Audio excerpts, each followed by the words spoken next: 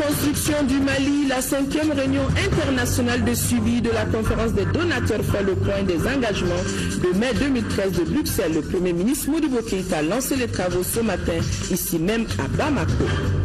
Sécurisation du territoire et protection des biens des populations, les hommes du secteur numéro 5 de l'opération Maliba s'engagent à réussir leur mission. Ils l'ont réaffirmé hier au ministre de la Défense et des anciens combattants en visite à Nara. Mesdames et messieurs, bonsoir, bienvenue dans ce journal. Série d'audience au palais de Koulouba, Madame le secrétaire d'État français au développement et à la francophonie et le commissaire européen de l'aide humanitaire sont à Bamako dans le cadre de la conférence des donateurs de Bruxelles et aujourd'hui même, ils ont été reçus par le président de la République. Ces personnalités ont réaffirmé le soutien de leurs pays respectifs pour le retour de la paix au Mali avec la signature très prochaine d'un accord de paix global et définitif. Avant eux, Ibrahim Boubacar Keïta avait reçu l'envoyé spécial porteur de messages du pape François. Mohamed Diarra a suivi ces audiences pour nous. Dans l'agenda des audiences du président de la République de ce mardi, figurait en bonne place Monseigneur Santo Gangemi, nos apostolique ambassadeur du Vatican auprès de la République du Mali avec résidence à Conakry. Il était porteur des messages du pape au chef de l'État Ibrahim Boubacar Keïta.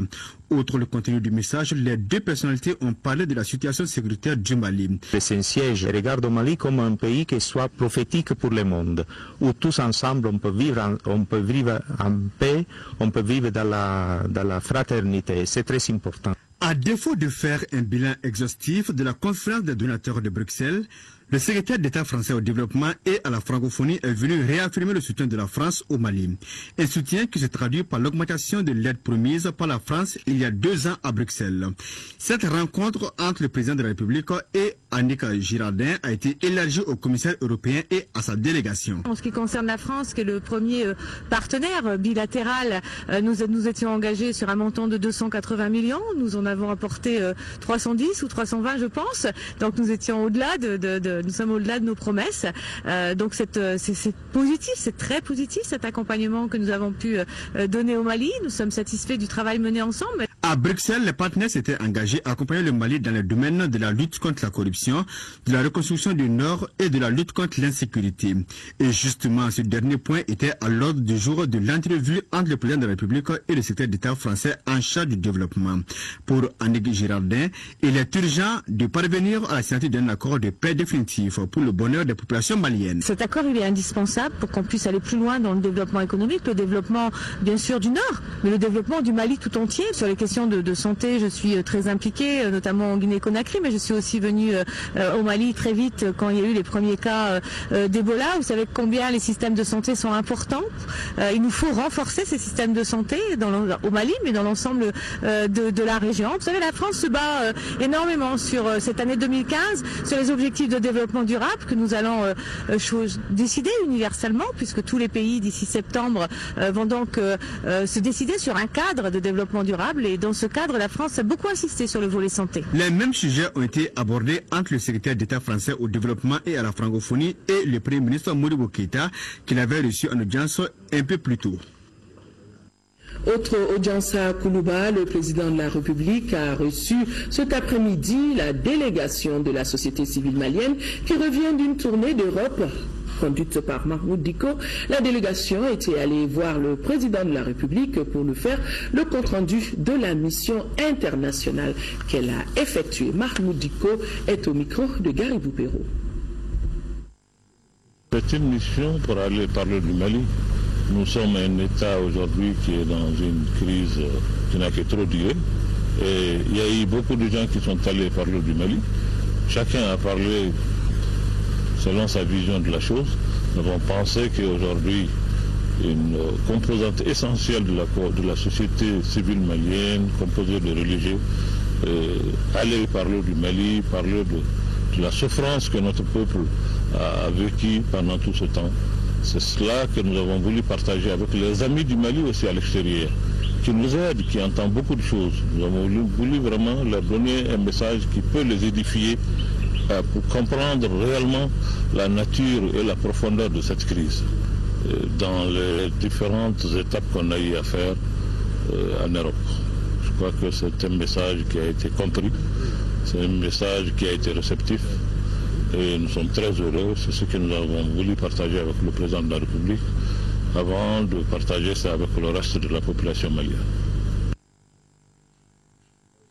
Je vous le disais dans le titre, la 5e réunion internationale de suivi de la conférence des donateurs pour le Mali, le renouveau du Mali, s'est ouverte ce matin à Bamako. La rencontre mobilise l'ensemble des partenaires techniques et financiers du Mali avec à la tête l'Union européenne et la France. Cette réunion fait le point des engagements du gouvernement malien et de ses partenaires en matière d'aide au développement, des engagements qui ont été pris, rappelez-vous, en mai 2013, c'était à Bruxelles, en Belgique. Le Premier ministre et chef du gouvernement a ouvert les travaux et Ibrahim Traoré a suivi cela pour nous. Et de 5 pour la réunion de suivi des engagements pris lors de la conférence internationale des donateurs tenue à Bruxelles en mai 2013. La communauté internationale s'est engagée à soutenir le Mali dans ses efforts de reconstruction politique, sécuritaire, économique et sociale. Près de 3,3 milliards d'euros avaient alors été promis pour la mise en œuvre du plan de relance durable du Mali.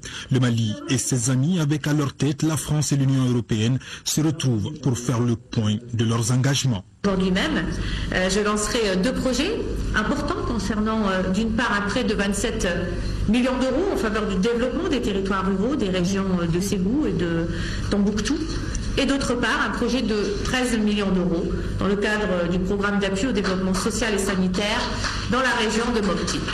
L'Union européenne a tenu aussi ses promesses selon son commissaire en charge des actions humanitaires. Sur les 523 millions d'euros annoncés à Bruxelles, la totalité a été engagée et 270 millions d'euros déjà décaissés.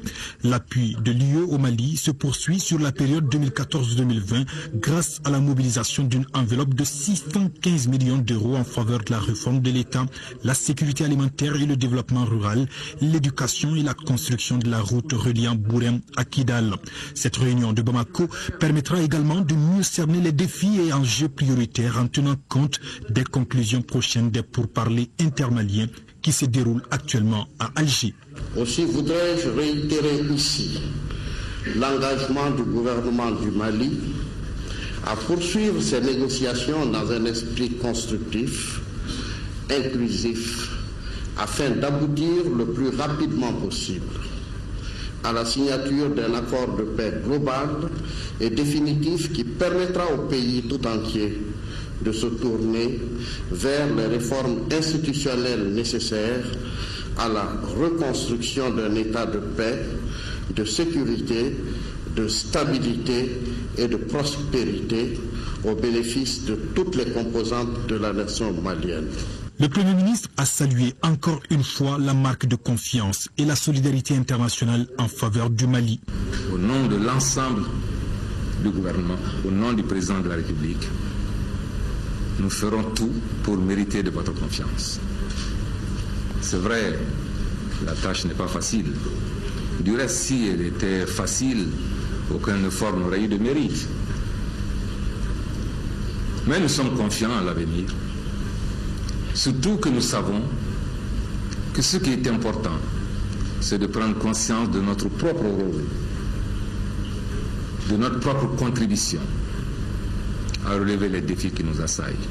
Le chef du gouvernement a tenu à préciser que la coopération entre bons amis nécessite également un langage de vérité, notamment sur certaines questions cruciales. En vous disant la vérité, comprenez que c'est aussi une marque d'amitié. Car c'est ceux qui se parlent franchement qui peuvent construire des choses durables. Ce ne serait perçu ni comme un défi, ni comme un désintérêt, mais comme une volonté d'aller de l'avant.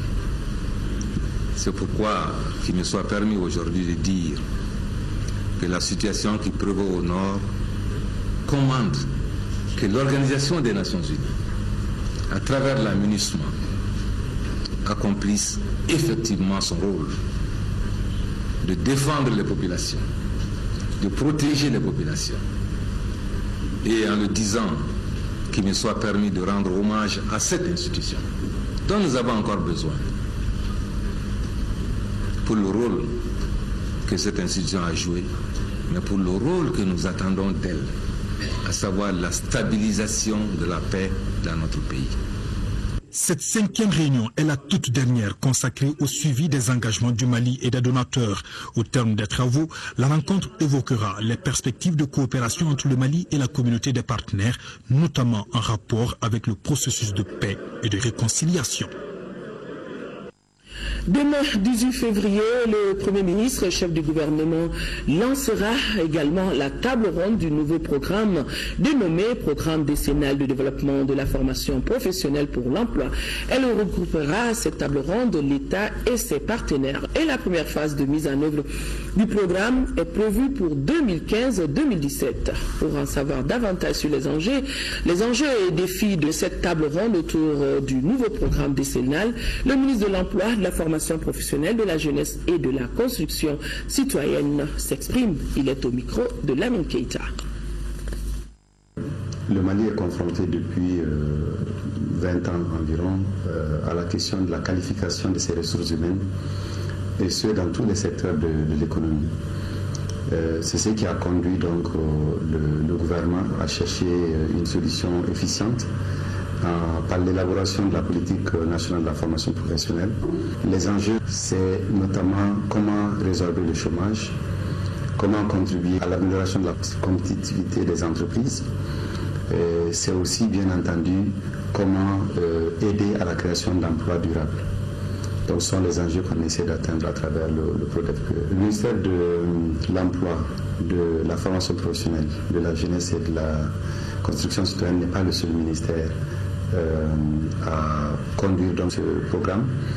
11 autres ministères sont concernés. Il faut aussi ajouter que ces ressources, toutes les ressources que nous essayons de mobiliser, ne passeront pas par le canal du ministère de l'Emploi. Donc ça passera aussi directement par ces ministères-là. Sur les 3 prochaines années, et pour l'ensemble des 12 ministères dont j'ai tantôt parlé, nous avons besoin de 170 milliards, un peu plus de 170 milliards. Sur ces 170 milliards, nous avons un peu plus de 65 milliards qui ont déjà été mobilisés. Donc nous allons demander aux partenaires de contribuer pour un peu plus que 105 milliards de francs CFA sur les 3 prochaines années et pour l'ensemble des 12 ministères. Nous partons à Alger où les pays et organisations membres de la médiation internationale multiplient les appels au calme pour consolider le cessez-le-feu au nord du Mali. C'était hier à Alger, donc à la faveur du lancement du 5e round des pourparlers de paix. À l'heure du jour de ces assises ouvertes en présence des représentants de l'ensemble des parties concernées, le projet d'accord soumis par la médiation. Parallèlement à cela, il s'agira de trouver les voies et moyens pour mettre fin aux hostilités sur le terrain. Envoyé spécial à Alger, Idrissa Traoré et Yaya Konaté. 5e escale à Alger pour les acteurs de la crise malienne. Ce lundi, tous ont repris le chemin de la résidence El Mitak pour le 5e round des pourparlers inclusifs intermaliens. Cérémonie d'ouverture en présence des représentants de l'ensemble des acteurs concernés. Après 8 mois de processus, ce 5e round se présente comme celui de tous les espoirs, une phase cruciale en tout cas pour le gouvernement du Mali.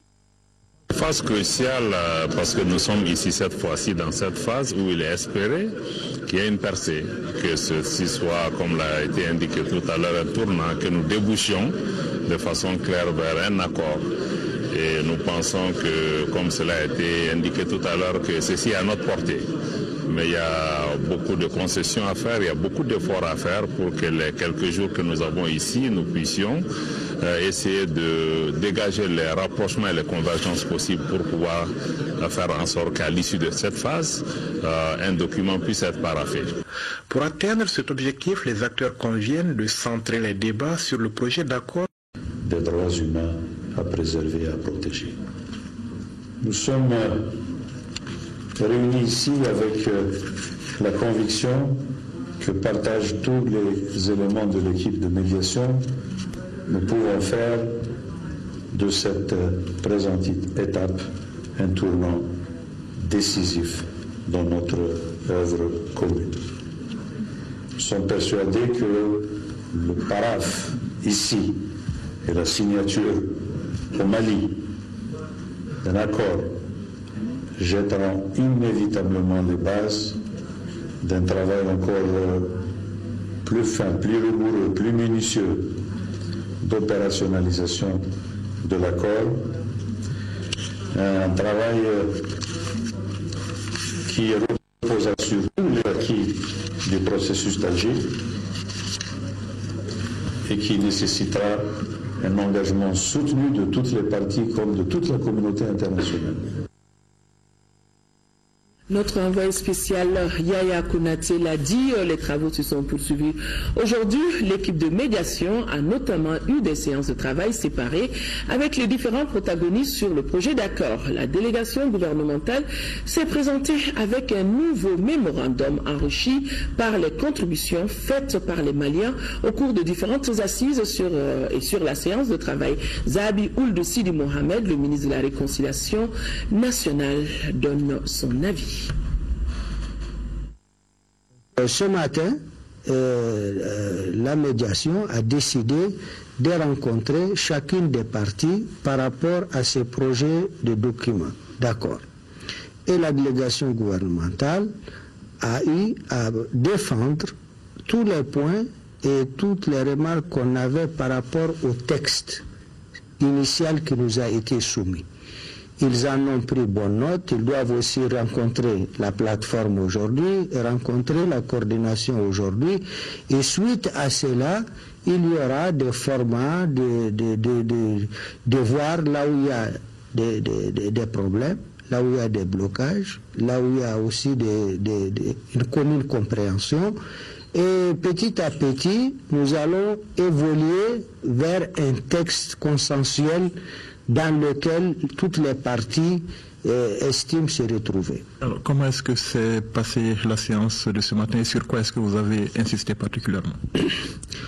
Bon, les points dans le mémorandum actualisé que le gouvernement a présenté est un mémorandum bien argumenté. Et même la médiation l'a reconnu, certains membres de la médiation, et que tous les points que nous défendions s'inscrivent dans cet esprit que les Maliens ne sont pas contre un accord, mais tout ce qui a une insinuation sur la sécession ou sur l'inégalité des citoyens par rapport à la Constitution sont des questions qui sont vraiment, qui méritent de la part de la médiation une compréhension. En plus de cela aussi, nous avions expliqué qu'il faut regarder toute la stabilité du Mali et toute la stabilité de la sous-région. Parce qu'un accord tronqué qui trouverait une solution à la va-vite pour le Mali pourrait être contagieux aussi pour ses voisins qui ont le même problème. Je crois que ça, on a beaucoup expliqué ça et la médiation était unanime. Que le gouvernement qu'ils étaient satisfaits en tout cas de nos réponses et qu'ils vont maintenant comparer aussi avec la réaction des autres parce que c'est une négociation. Vous avez l'impression qu'ils sont sensibles quand même à vos arguments? Je crois que nos arguments étaient présentés sans passion aucune, de façon objective, avec un argumentaire qui était convaincant. Parce que ce sont des éléments de droit, des éléments de fondement de la construction d'un État moderne et des éléments qui doivent être conformes à l'esprit de la Constitution même de la République du Mali, qui tient à assurer l'égalité des citoyens, sans oublier la solidarité nationale, mais qui ne doit pas transcender certains principes de base. D'autres échos de ce 5e round pour parler intermalien d'Alger dans nos éditions de demain avec nos envoyés spéciaux. Nous revenons à Bamako pour parler du rôle de la justice dans le processus de la réconciliation nationale. Le sujet est au centre d'un forum organisé par l'Observatoire des droits humains et de la paix. C'était au Centre international de conférence de Bamako. Garibou Pérou, compte rendu. Le processus de réconciliation peut-il aboutir sans la justice? L'Observatoire des droits humains et de la paix et son partenaire l'ONG Diakonia tentent de répondre à la question. Le forum sur le thème « Rôle de la justice dans le processus de la réconciliation nationale » s'inscrit dans ce sens. Les participants venus de régions et différents services échangent sur plusieurs thématiques comme le cadre institutionnel de la justice transitionnelle au Mali. L'ODHP demeure résolument engagé à continuer la mobilisation des protagonistes de la justice transitionnelle autour de la loi portant indemnisation des victimes de la rébellion du 17 janvier 2012 et des mouvements insurrectionnels du 22 mars 2012 pour qu'enfin justice soit rendue. Fort de ce constat que l'ODHP et Diakonia ont mis en œuvre un projet intitulé « Projet d'appui à la justice et à la réconciliation nationale dans la région nord du Mali ». Ce projet vise à contribuer à la promotion des droits humains et à la réconciliation nationale au Mali à travers la justice et la réduction de l'impunité généralisée.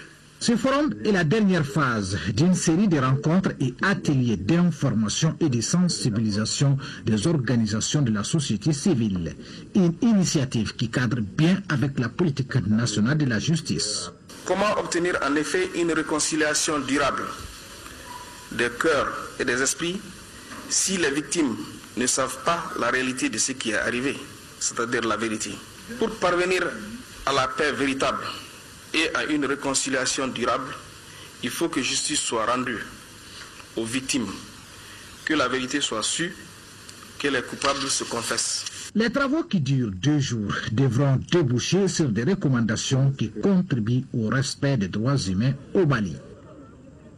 Reportage de Garibou Pérou avec la voix de Agali Aguissa. Les militaires de Nara sont prêts à assurer leur mission de défense du territoire et de protection des biens des populations. Ils l'ont dit hier haut et fort au ministre de la Défense et des anciens combattants. Tchéman Hubert Koulibaly, accompagné d'une forte délégation, a passé la journée d'hier avec les hommes du secteur numéro 5 de l'opération Maliba. L'objectif visé, c'était de s'enquérir des conditions de vie et de travail des femmes de cette ville frontalière. Daouda Sidiki Diarra était de cette visite.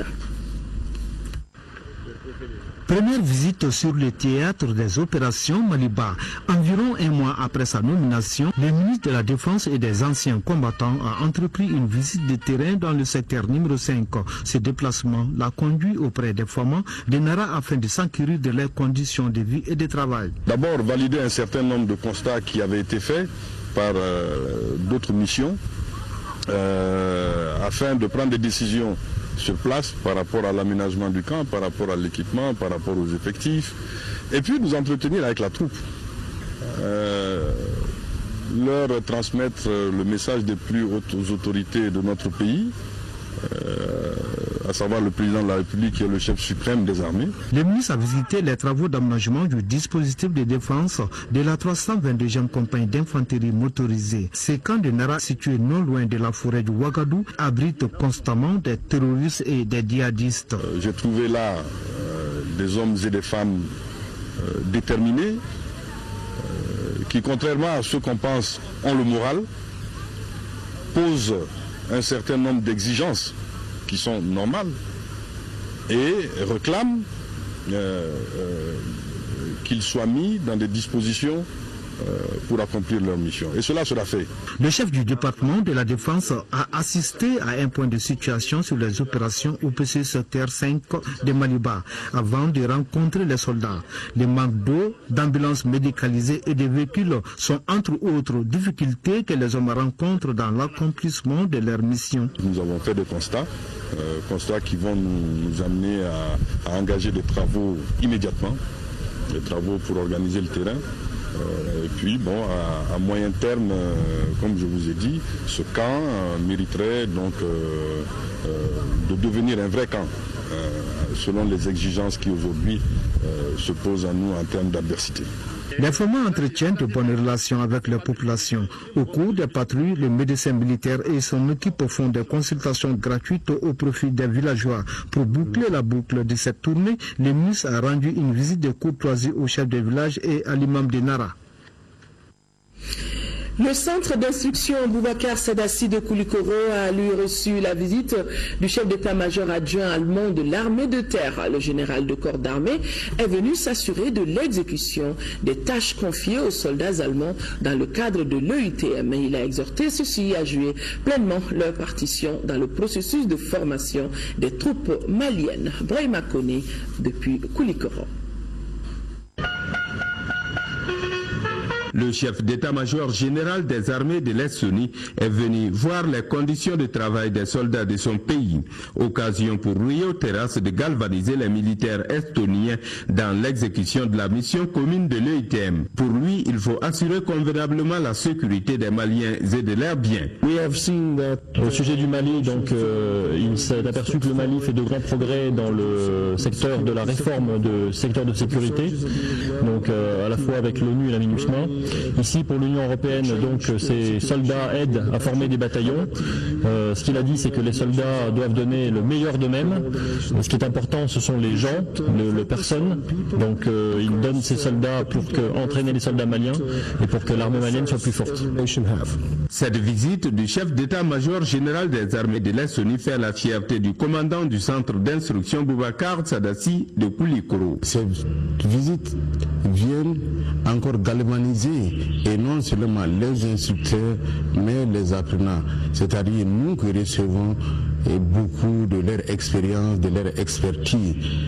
Donc pour le soldat, nous ne devons pas être loin les uns des autres, vu la contexture actuelle de la sécurité, pour éviter certaines lourdeurs. Le chef d'état-major général des armées de l'Estonie et sa délégation ont échangé avec le chef des opérations de l'EUTM à Koulikoro et le commandant du centre d'instruction Boubacar Sadassi sur l'intensification de la formation de nos militaires.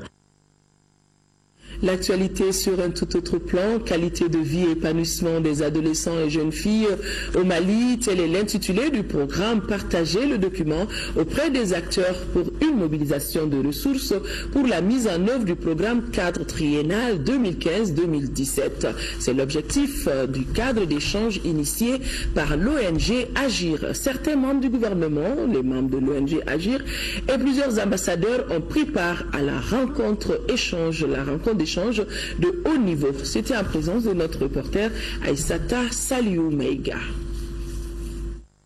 Faire la validation du programme cadre triennal 2015-2017, c'est l'objectif de cette rencontre d'échange organisée par l'ONG Agir. Les domaines d'intervention du projet, ses cibles et ses axes stratégiques, entre autres, ont été largement expliqués aux participants. Ce programme a pour ambition de contribuer à l'amélioration de la qualité de vie et à l'épanouissement des adolescentes et des jeunes filles de notre pays. Les domaines d'intervention du programme cadre triennal 2015-2017 sont l'éducation, la santé, la formation professionnelle, l'emploi et le plaidoyer. En initiant ces cadres d'échange, la présidente de l'ONG Agir veut mobiliser plus de partenaires pour l'accompagnement du projet. Je suis engagée dans cette voie et je vous invite à nous aider à mobiliser les ressources techniques et financières pour donner aux jeunes de nouvelles opportunités et des espoirs pour faire du Mali un pays de paix et un pays en pleine croissance. Si au départ, l'ONG Agir était axée sur le domaine environnemental, aujourd'hui, elle s'intéresse au renforcement des adolescentes et des jeunes filles, plus particulièrement les plus démunies. Elles connaissent donc ces filles le mariage et la fécondité précoce, qui réduisent leurs opportunités d'épanouissement et leurs possibilités de contribution au développement de leur communauté et du pays. Selon l'enquête de démographie et de santé de 2012-2013, une femme sur deux, de 25 à 49 ans, est entrée en union avant l'âge de 18 ans. 4 adolescentes sur 10 étaient déjà mères ou enceintes en 2013. Et il semble que la situation soit en légère augmentation. Ce programme offrira sans nul doute de nouvelles opportunités aux adolescentes et aux jeunes filles du Mali. L'ONG Agir a bénéficié du soutien du Fonds des Nations Unies pour la population pour l'élaboration du document. Un prélude au vote de la loi pour accroître les chances de participation politique de la femme au Mali, le cabinet du ministère de la Promotion de la Femme, de l'Enfant et de la Famille a échangé avec les membres de la Commission de travail, de l'emploi, de la promotion de la femme, de jeunesse et des sports et de la protection de l'enfant. L'objectif, mieux édifier les élus de la nation afin que le projet de loi puisse être voté jeudi prochain. Le compte-rendu est signé Boubacar Sissoko. Cette rencontre a été initiée pour mieux édifier les députés de la Commission du travail, de l'emploi, de la promotion de la femme, de la jeunesse, des sports et de la protection de l'enfant sur le projet de loi qui vise à accroître les chances de participation politique de la femme au Mali. Un projet qui sera soumis à discussion ce jeudi pour être voté par l'Assemblée nationale. Ce projet est tout simplement un accélérateur, un levier sur lequel il faut accélérer pour favoriser l'accès rapide aux femmes aux instances électives et nominatives dans notre pays. Ce qui est heureux et qu'il faut saluer, c'est que écouter les députés, en tout cas tous ceux qui étaient là, tous les honorables députés qui étaient là, personne, en tout cas apparemment, n'est contre cette loi-là. Ce projet de loi concerne qui? Il y a eu des informations, des intoxications qui sont parties par-ci, par-là, soi-disant que avec ce projet de loi, on veut donner le pouvoir aux femmes. On veut faire des femmes des leaders religieux, des chefs de village. Donc c'est des informations qui sont parties comme ça, avant que même on prenne connaissance du contenu de ce projet de loi. Ce projet, dans son article premier, parle des nominations des membres du gouvernement et des services publics de l'État. Dans l'article 2, le projet concerne les députés à l'Assemblée nationale, les membres du Haut Conseil des collectivités. Le projet ne concerne que ces structures-là, en ce qui concerne les élections. Les membres du Haut Conseil des collectivités, les conseillers des collectivités territoriales, je vais parler des maires, et puis des députés à l'Assemblée nationale. Mais l'article 3 aussi élucide vraiment toutes ces questions, parce que les précisions sont données dans les décrets d'application. Les arguments avancés par les cadres du ministère de la Promotion de la Femme, de l'Enfant et de la Famille ont convaincu les élus de la nation. On peut d'ores et déjà affirmer que le projet de loi a d'emblée eu l'assentiment des élus de la nation. Restons à l'Assemblée nationale pour dire que Mohamed Ben Omar, il est le 4e vice-président de l'Assemblée nationale du Niger.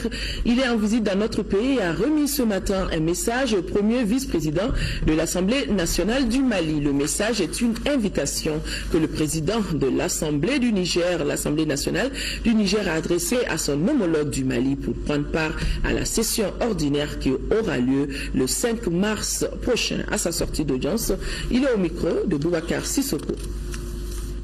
En tant que porteur de message du président de l'Assemblée nationale du Niger, son Excellence M. Amadou Salifou, qui m'a dépêché pour venir ici à Bamako, transmettre à son frère et ami, le président de l'Assemblée, un message écrit d'invitation. En tout cas, il souhaite de vive voix que le président de l'Assemblée nationale du Mali soit avec nous à Niamey, si Dieu le veut, le 5 mars prochain pour l'ouverture officielle de notre session de loi. Vous savez, notre président a été récemment élu à la tête de notre Parlement. Et il souhaite à cette occasion, vu les multiples préoccupations que nous avons en partage dans l'espace sahélo-saharien, il voulait en tout cas avec certains présidents de Parlement partager un certain nombre de préoccupations de l'heure. Vous savez, aujourd'hui la diplomatie parlementaire est très active et de plus en plus nous avons conscience de notre apport, nous avons de plus en plus conscience que nous devons prendre à bras le corps un certain nombre de nos préoccupations nationales que nous avons en partage, au-delà de ce que font les exécutifs de nos différents États. Nous devons de leur emboîter le pas, nous devons les appuyer et de la réflexion, des actions concrètes au plan géostratégique, apporter notre pierre, en tout cas à l'édification de cet espace nouveau que nous voulons de tous nos voeux pour que la paix, la stabilité, la démocratie, la bonne gouvernance, la lutte contre la pauvreté soient non pas des vœux pieux, mais des réalités effectives.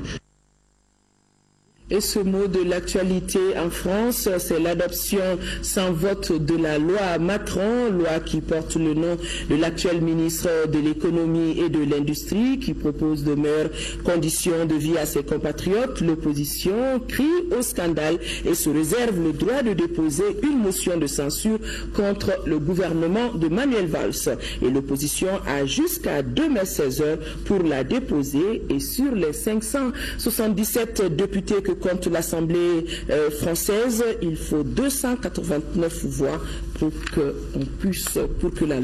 la motion de censure puisse être votée.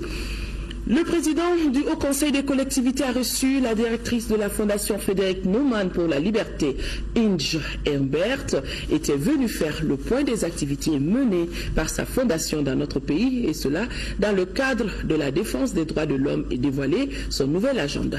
Elle est au micro de notre reporter Moumoun Sissoko. On travaille ensemble sur le thème des droits de l'homme, de diffuser les rapports et les connaissances sur les droits de l'homme dans le pays.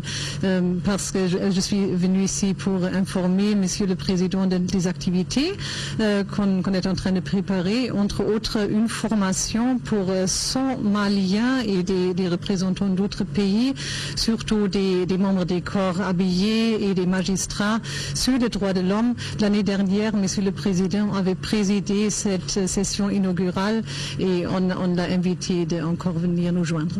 On travaille sur les rapports du Mali. Et nous, c'est pas nous, bien sûr, qui travaillons sur les rapports. On supporte les acteurs maliens pour qu'ils aient les capacités et qu'ils aient les ressources pour préparer ces rapports. Et on va accompagner des acteurs maliens à présenter un rapport à Genève. Le président du Haut Conseil, il est très supportif de notre travail des droits de l'homme et il a offert tout son soutien, surtout pour distribuer les messages dans les provinces, dans les communautés du Mali. Lancement hier du projet intégré formation technologie au bénéfice des transformateurs du secteur agricole. La cérémonie a regroupé les différents partenaires autour du ministre des Investissements du secteur privé, un projet au profit des agro-transformateurs, représenté par la présidente du conseil d'administration de l'association des promoteurs d'entreprises privées. Compte rendu, Moïse Traoré. Le projet HEB IIT intégrer l'information technologique bénéficie d'un financement de 268 millions. Ce partenariat État malien, centre du secteur privé avec l'ONG française TechDev et AFD ICO doit contribuer à la compétitivité des micro, petites et moyennes entreprises. Il facilite pour les opérateurs l'accès aux technologies de transformation et aux équipements dans 6 filières, parmi lesquelles les fruits et légumes, les céréales et les produits laitiers. Le secteur primaire représente 40% du PIB. Donc c'est fort de ces constats que l'AFD est heureuse d'accompagner le CSP, l'APEP et TechDev dans cette initiative. En effet, pour qui connaît l'importance des micro et petites moyennes entreprises dans l'économie malienne et le besoin de transformation de nos produits agricoles avec la qualité requise pour affronter les marchés étrangers, il est facile de mesurer tout l'enjeu du présent proche. Aussi vrai que la route précède le développement, les nouvelles routes du futur sont de plus en plus les autoroutes de l'information. Cette innovation contribuera non seulement à la relance des grands projets d'investissement, mais aussi et surtout à améliorer l'environnement des affaires en rendant plus compétitive l'économie malienne. À travers l'adoption par le gouvernement de la loi d'orientation du secteur privé le 30 décembre 2011, l'État malien entend promouvoir la croissance économique du pays. La 4e session ordinaire de l'Agence de développement rural de la vallée du fleuve Sénégal, ADRS, s'est tenue hier à Manantali. Cette 4e session avait plusieurs points à son ordre du jour. Les détails avec Mahamadou Doumbia. La présentation et l'adoption du procès verbal de la 3e session du conseil d'administration, le point d'exécution des recommandations de la 3e session, la présentation des rapports d'activité et l'exécution du budget 2014, le débat et l'adoption des rapports d'activité et d'exécution du budget 2014, les projets programmes et le budget 2015, tels sont les points inscrits à l'ordre du jour de cette 4e session ordinaire de l'Agence de développement rural de la vallée du fleuve Sénégal. L'agence a un budget prévisionnel de 5 milliards 84 millions pour une production de 11 470 tonnes. Et avec le lancement des projets PG2 et PEDRIC 2, l'agence permettra d'atteindre ses objectifs fixés. Chargé de promouvoir la réalisation des aménagements hydro-agricoles et la mise en valeur des terres dans sa zone d'intervention, l'ADRS contribuer à l'amélioration des conditions socio-économiques des populations. Ainsi, sur le terrain, on retrouve des champs et des jardins couverts de tournesol, de produits maraîchers, de maïs, du riz, de l'arachide et d'autres cultures de contre-saison. C'est un service qui est venu pour nous, le monde rural, et qui fait tout avec ce monde rural. La preuve est que l'adresse, depuis son arrivée à Kita, n'a entrepris aucune activité à l'insu du responsable du monde rural qui est la Chambre d'agriculture locale. La DRS intervient à travers plusieurs projets et programmes de développement intégrés en aval du barrage de Manantali. Il s'agit du projet de développement rural intégré du district de Kita et environ, du programme d'appui de développement durable de Yelimane. Les impressions sont bonnes.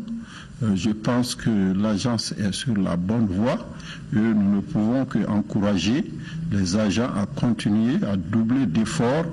Les encadreurs, les agents qui sont ici ont besoin de développer des efforts, même le double des efforts des autres zones. Rappelons que d'autres zones d'intervention de l'ADRS s'étendent jusqu'à Kaï, Baflabé et Kenyeba. Autre conseil d'administration, celui de l'Office de la Haute-Vallée du Niger qui a tenu ce matin donc dans ses locaux ici à Bamako, à Badalabougou, la 23e session de son conseil d'administration. Au menu de cette rencontre, l'examen et l'adoption du rapport d'activité 2014, son bilan financier et la validation du plan de travail et du budget 2015. Abdrahman Meiga, compte rendu. C'est désormais connu. Le budget prévisionnel au titre de l'exercice 2015 de l'Office de la Haute-Vallée du Niger est estimé en recettes et en dépenses à plus de 9 360 millions de francs CFA. Ce budget, contrairement à celui de l'exercice écoulé, estimé à plus de 9 240 millions de francs CFA, a connu une augmentation de 127 millions. Avec cette somme, l'OHVN, selon le président du conseil d'administration Amadou Samaki, exécutera en 2015 3 grands projets de développement. Il s'agit du projet de renforcement de la sécurité alimentaire et nutritionnelle dans la région de Koulikoro, du projet de renforcement de la sécurité alimentaire par le développement des cultures irriguées et du projet de la ferme moderne égyptienne à Farabana. Cette session doit également permettre aux administrateurs d'échanger sur les stratégies de poursuite de certaines actions entreprises en 2015. Elles concernent la mise en place des agropoles, des centres de prestation de services agricoles pour l'emploi des jeunes, l'intensification de la mécanisation de l'agriculture, la promotion des filières porteuses, pour ne citer que ceux-là. Les stratégies pour atteindre ça, c'est d'abord l'encadrement qui doit s'atteler pour une fois le suivi rapproché des producteurs. La sensibilisation et l'information de tous les programmes que nous allons mettre en place. Tout ce que nous faisons, ce sera en partenariat, d'abord avec les producteurs, qui sont les premiers bénéficiaires, et en deuxième, avec les autres partenaires du département du territoire. L'enregistrement des exploitations familiales agricoles, l'élaboration de la politique et de la loi foncière, et la fonctionnalisation du Fonds national d'appui à l'agriculture entrepris en 2014 seront poursuivis par l'OHVN en 2015. La pisciculture et l'aviculture font bon ménage en zone office du Niger. Quelques résultats probants ont été montrés au public. C'était lors d'une journée porte ouverte qui s'est tenue au centre de formation pratique en aquaculture de Molodo. Fousseni Samake, compte rendu. Des étangs à poulailler aux étangs ordinaires en passant par le laboratoire d'éclosion, cette journée de porte ouverte a permis de montrer aux populations les expériences réussies du centre de formation pratique en aquaculture de Molodo. Les responsables du centre ont formé et mis sur le marché de l'emploi 2 promotions de techniciens en aquaculture. C'est pour que les jeunes puissent s'auto-gérer et s'auto-employer.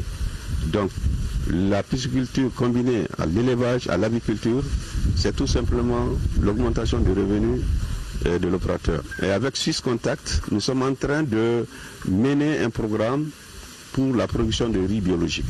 Aux formations proposées à la jeunesse correspondent effectivement des emplois lui permettant de vivre, de progresser, de considérer l'avenir avec confiance et détermination.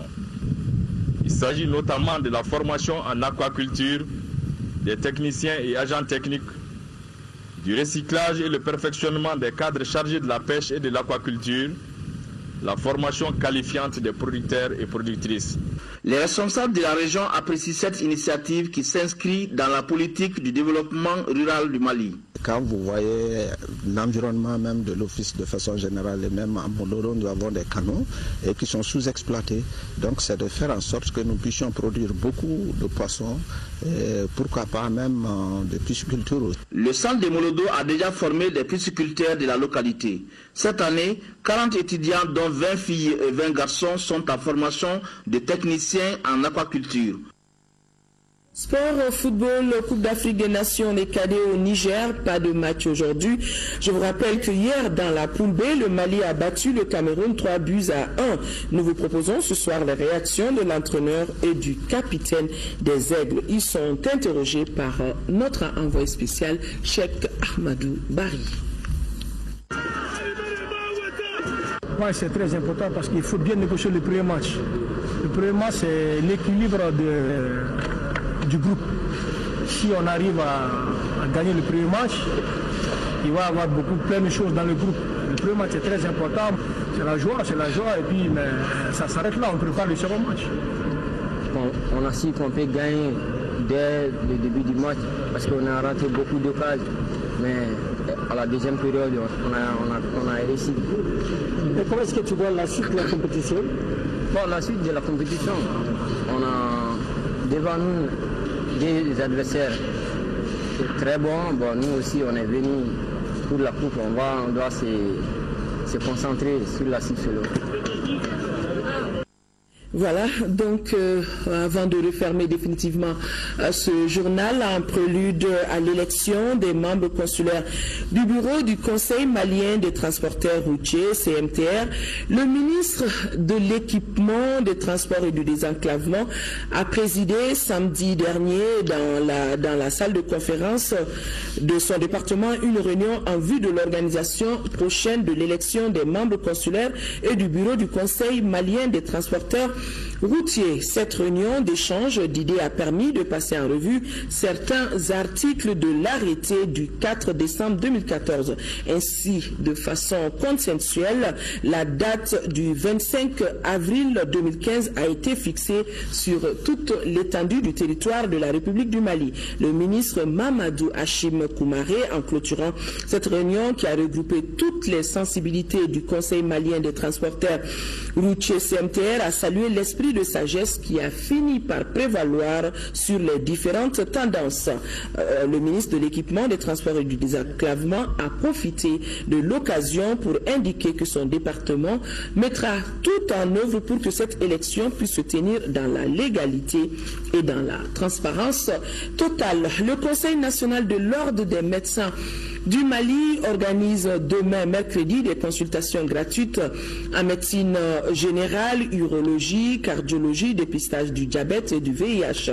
Le tout sera appuyé par une distribution gratuite de médicaments et ces consultations gratuites qui se situent dans le cadre de la semaine du médecin auront lieu donc demain, mercredi, à la maison des aînés de 9h à 13h.